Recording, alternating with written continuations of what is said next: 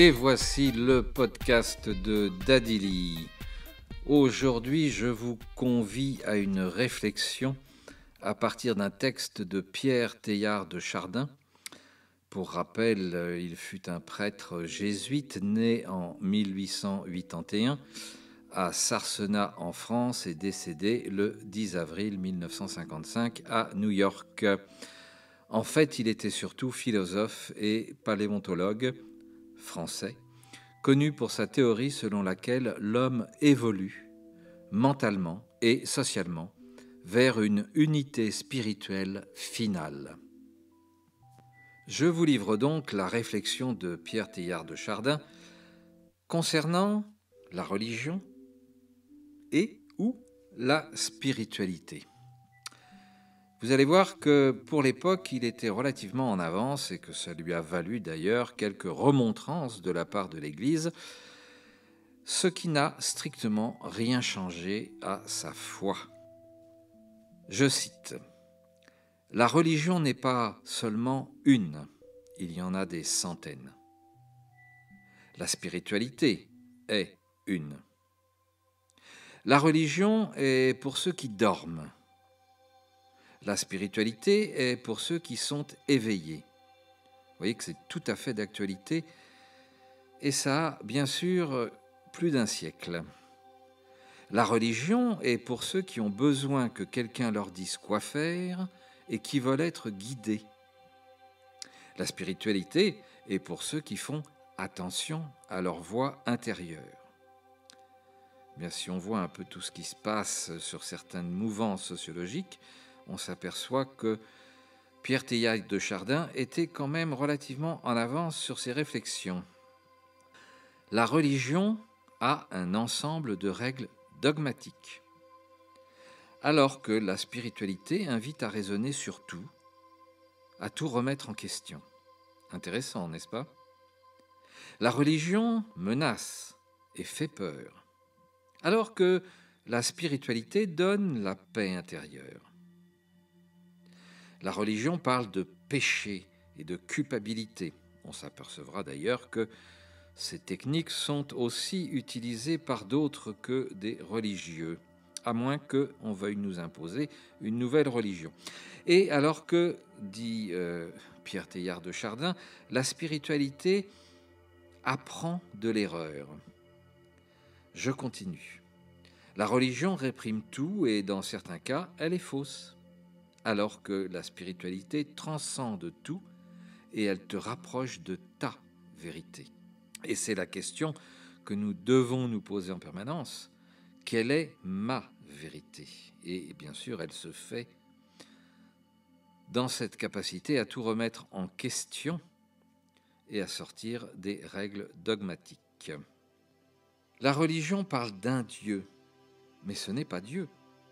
La spiritualité est tout, donc elle est en Dieu. La religion invente, alors que la spiritualité trouve. On pourrait se demander, déjà sur cette première partie de texte, si nous ne sommes pas en train de subir une religion.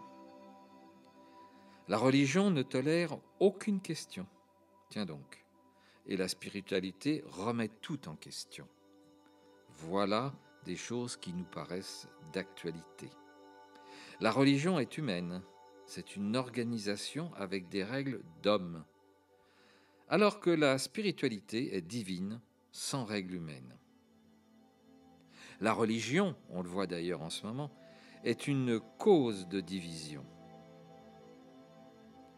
Alors qu'en fait, la spiritualité unit et nous réunit. La religion te recherche pour croire. Tu dois croire dans cette religion. Alors que la spiritualité, il faut la chercher pour croire. La religion suit les préceptes d'un livre sacré.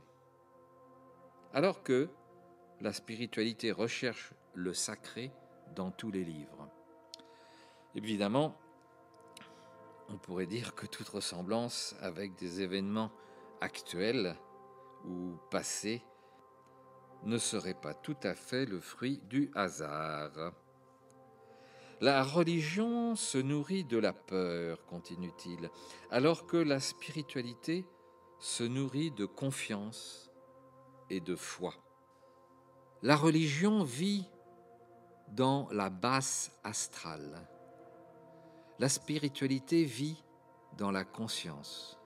Et on retrouve là aussi quelques travaux en matière de fréquences et de vibrations basses ou de spiritualité qui, elle, nous emmène plus dans les fréquences et les vibrations hautes. La religion prend soin de faire, alors qu'en fait, la spiritualité est liée à l'être. La religion, et ça c'est très intéressant, nourrit l'ego, alors que la spiritualité pousse à se transcender et à transcender. La religion nous fait abandonner le monde pour suivre un Dieu. La spiritualité nous fait vivre en Dieu sans nous abandonner. Alors je vais vous laisser réfléchir, j'ai encore quelques phrases de Pierre Teilhard de Chardin, parce que je pense que tout ce qu'il écrivait à ce sujet a des résonances par rapport à notre situation actuelle. Il continue en disant « La religion est un culte, la spiritualité est la méditation. La religion nous remplit de rêves de gloire au paradis. La spiritualité nous fait vivre la gloire et le paradis ici et maintenant. » Intéressant, n'est-ce pas? La religion vit dans le passé et dans le futur, alors que la spiritualité vit dans le présent. La religion crée des cloîtres dans notre mémoire, et pas que. Et la spiritualité libère notre conscience. La religion nous fait croire en la vie éternelle, alors que la spiritualité nous rend conscients de la vie éternelle. La religion promet la vie après la mort, mais la spiritualité promet de trouver Dieu en nous pendant la vie et pendant la mort. Comment? Eh bien, la spiritualité, les mantras, les pensées, les vibrations, les fréquences adaptées à la création, les fréquences adaptées à l'existence de cette spiritualité. Mais tout ce que je viens de vous lire là, que l'on retrouve dans les travaux de Teilhard de Chardin, est-ce qu'on n'a pas l'impression qu'en ce moment, on est en train de nous imposer une religion? Et la mystique de Teilhard de Chardin comporte un programme que l'on peut résumer en 3 verbes qui lui sont chers et par lequel il définit les conditions du bonheur. Alors pour Teilhard de Chardin, les conditions du bonheur, ces 3 conditions, c'est se centrer, se décentrer et se surcentrer. Se centrer sur soi, afin d'exister dans le monde comme un individu, et non se disperser comme une vapeur qui part dans tous les sens. Se décentrer pour devenir soi-même grâce à l'amour de l'autre, par l'amour de soi et de l'autre, donné et reçu. Et se surcentrer sur un plus grand que soi pour accomplir en nous l'humanité. Et on voit bien donc qu'aujourd'hui, ce 3e point nous est complètement interdit et qu'il s'agit bien d'une religion qui est en train de se mettre en place selon l'étude, l'analyse et les données de Pierre Teilhard de Chardin.